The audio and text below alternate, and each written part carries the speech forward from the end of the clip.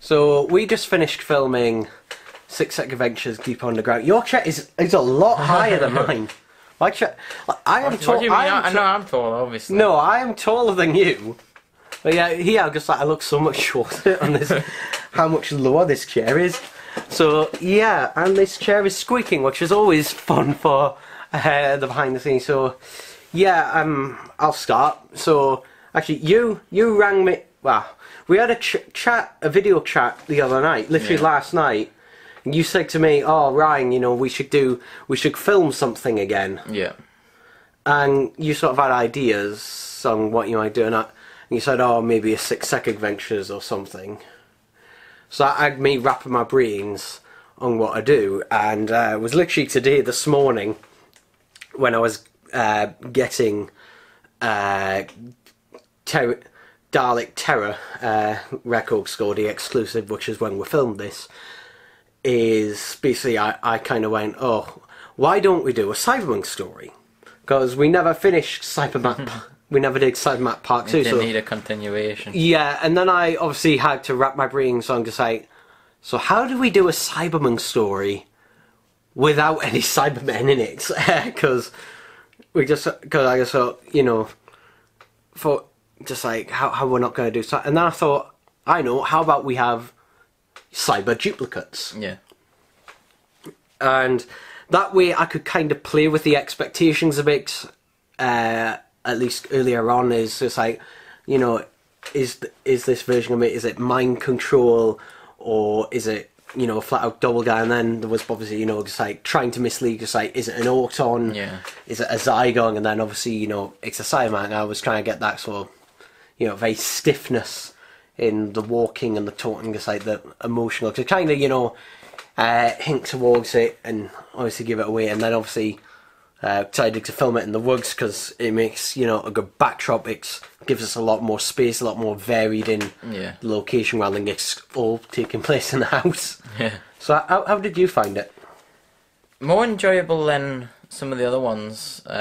Being able to go somewhere a bit quieter and not have to put up with background noise, waiting for people to go past all the time. Well, I mean, we did still have to do that. I mean, we had to wait for planes to go by. Yeah, if anything, planes were more annoying than people. Yeah, there was planes and a few cars because we did film near the motorway at a couple of bits. But we found a few props in the wood.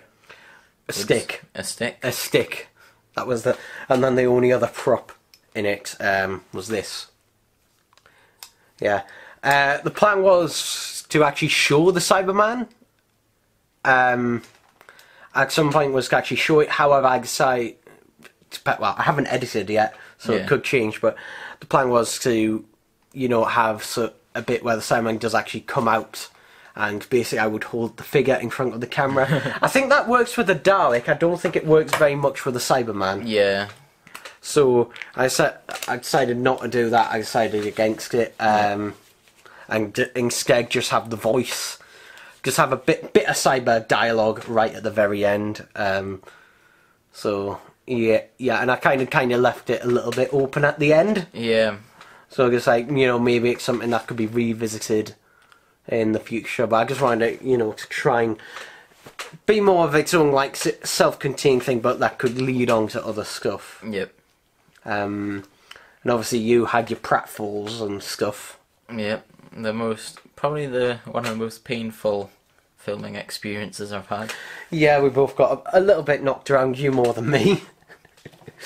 The suffering It of makes you... for entertainment, though. Yeah, especially mine. I found it very entertaining, quite frankly.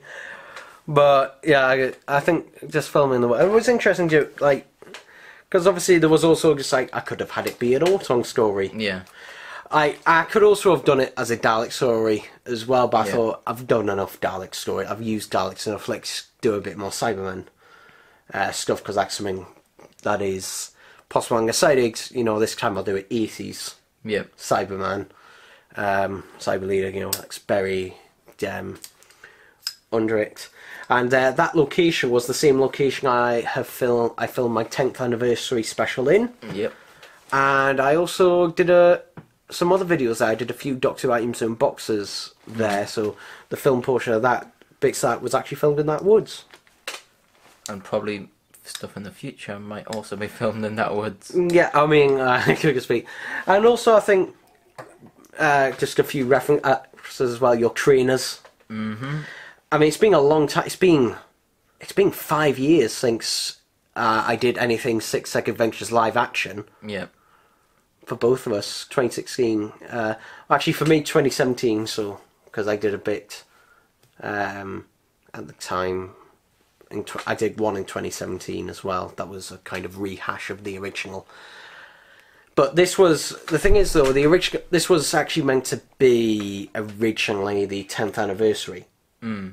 This was meant to be the 10th anniversary special and do a Six Second Adventures. However, this is not how it was originally going to be.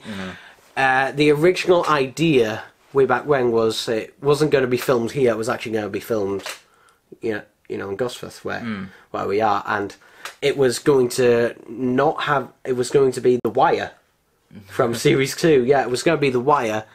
Was going to be basically infiltrating the area and stuff, and basically it would force us to basically join up to that, because obviously at the end of the last ones we did, well, we never did Frozen Over Part 2, but you know, that kind of you know, Doctor Companion kind of thing kind of broke off at the end of last year, so this was kind of like a little bit of a get us back together. The only Six Second Adventures that have come like in between really are the audios, which you probably haven't heard. No. Because I did do a Cyberpunk story that was actually set at the school that you're at, that I was at the time. All right, yeah. At our high school. Yeah. It was set there, and that was turned into an audio. And that actually had a Cyberman in it, and that one was actually, because that one was planned to be live action, which had a cyber head. Mm-hmm. So it was going to use basically the voice changer helmet. Yeah. So I guess I've kind of used bits of that premise in this one, and I guess maybe bits of it, when I think back to it, I guess bits of it kind of come from a couple of Big Finishers, I guess, as well. Yeah. Probably. I do know what it's kind of come from, but it's just like, you know, just a bit of a fun run around in the woods, I guess, for a couple of hours. I mean, we would have filmed a full proper behind the scenes, but just like because of how it was, we couldn't. Yeah. Because if we had, it would have been. Do you know what would have been most handy if we'd had a third person to do the camera? Yeah, probably. Because there was a lot of shots we physically couldn't do because both of us had to be on screen at the same time, and there was a few shots in there that had to be abandoned.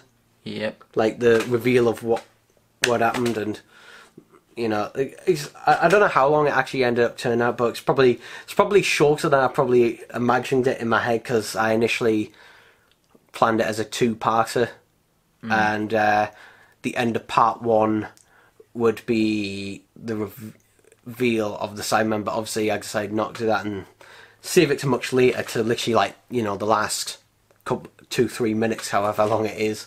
Yep. So yeah, I mean, is there anything else you'd like to say about it? Enjoy it. Enjoy it.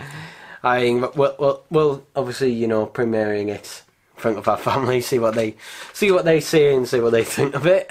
And if they do enjoy it, we might do more. If they don't enjoy it, we'll definitely do more. So maybe this will open the gap. Maybe this will, you know, get us possibly back into things. Maybe this will actually make us finally finish Frozen Over Part 2 and Cybermat Part 2. I think we look more like we did then now than we did beforehand. Quite possibly.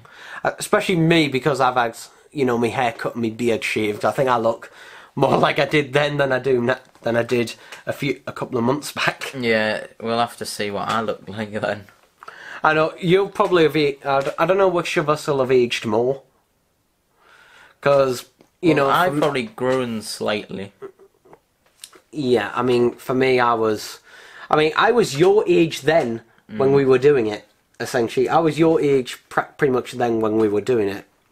Maybe a bit younger at the time, but and obviously, you know, we're both older now, so I guess that is what it is. I mean, the fact is, we just kind of just went out and did it. I mean, we just kind of just went, okay, what will be a good idea? What will be a good idea for a shot there? And, you know, just kind of like a bit vague idea and just kind of ad-libbed a lot of the dialogue. Yeah, there wasn't much planning. It was... No, I just kind of just went... This one had the least planning out of all of them. Yeah. We basically just sat and just went, let's film something, and that's what happened. We didn't, like, literally... There was very vague... Look, you smell. Does that need to... The vague, like, it was very vague plan. Like, the only plans were just like, okay, there are duplicates and there's a Cyberman buried underground, and also the title Deeper Underground.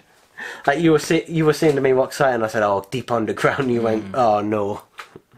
Because for those who don't know, Deep Underground is actually a reference, and I do reference it in the story, to Jamiroquai single Deep Underground from 1998, which was the only good thing about that Godzilla film from that year. So that's what I was referencing there. So yeah, but overall, I mean, I hope it was enjoyable. We did enjoy filming it. So yeah, hopefully there'll be more in the future. So Possibly. yeah, bye bye. So I say bye. No. All right, bye. I'm too